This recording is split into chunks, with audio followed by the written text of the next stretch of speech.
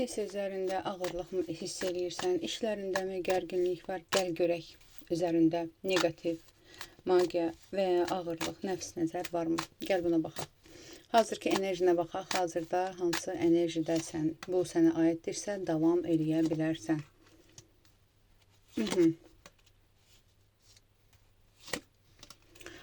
Hazırda daha çox, belə deyim də, bunu izləyən insan bu dəqiqə kimlənsə əlaqədar, ya ilişkinlə, ya münasibətlə əlaqədar, ya ayrılıq yaşamış, ya belə deyim, dost ətrafı da ola bilər, kimlənsə yalan görmüş, xəyanət görmüş və yaxud da ki, belə deyim, sevgi münasibətlə əlaqədar konkret olaraq ilişkidə yalan görmüş bir insan var burada, yalanla qarşılaşmış.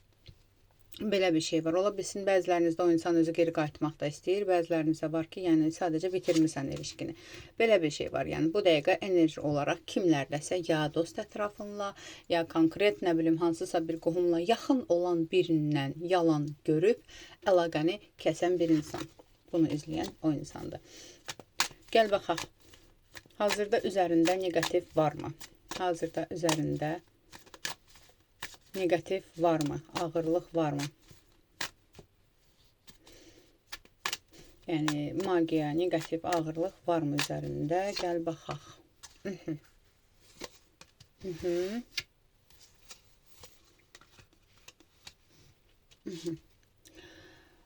Burada mən sənə bir şey deyim. Nəfs, nəzər daha çoxdur üzərində. Amma elə bir sıxıntılar yoxdur ki, onları həll eləməyəsən. Məsələ budur ki, həyatını, enerji sahəsini, öz yolunu kontrolda saxlayan bir insan görürəm burada. Yəni, 6-cı hisslərin çox güclü ola bilər və yaxud da ki, sənin də tutaq ki, kolleqaların buradan izləyə bilər. Hər birinizə salamlayıram buradan. Yəni, bilirsən də, yəni 6-cı hissin güclüdür, bilirsən, hiss edirsən, sənə zərər gələn kimi, negativ gələn kimi, əlaqəni kəsən, hansısa bir sıxıntı olan kimi dualar eləyən, meditasiyalar eləyən, özünü daimi şəkildə qoruyan və enerjisini təmizləyən bir insan görürəm burada.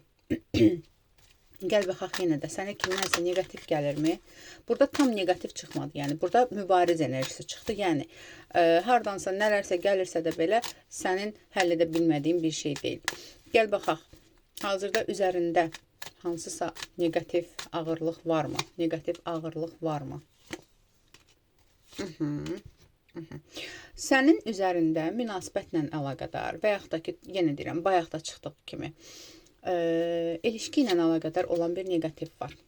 Hansı ki, sənin özünə deyil də ilişkidə olduğun insan, dostluq elədiyin insan, hər nədirsə, yəni o insandan sənə gələn bir şeydir. İlişkidə olduğun insansa o insanla əlaqədar, onun ətrafından gələndir və yaxud da ki, elə sənin ətrafından ilişki ilə əlaqədar. Yəni, hansısa münasibətli ilişkini bitirmək üçün olan bir negativ var, bəli, və sən də bunu bilirsən. Mən sənə deyim ki, çünki hardansa xəbərdar olmuşsan, hisslərindən mi deyim, yuxudan mı deyim, sənə agah olmuş bir şeydir bu.